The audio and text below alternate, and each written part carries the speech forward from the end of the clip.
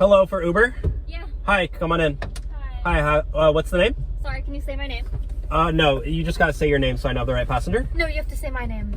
I've done this before. You have to say my name. No, it's not how it works, because I gotta make sure that's exactly how it works. I gotta make sure you're not trying to scam me for a free ride by just That's pretending. what I'm trying to do. So what if I just say your name? You could just be like, yes, anybody could say that. If you say my name, we can get on with our day. Did you check the license plate to make sure you have the right car? Can you check the phone and say my name? That's not how it works. Because what if I say Rebecca and then you're Susie and you say, yeah, I'm Rebecca? You could do the same thing.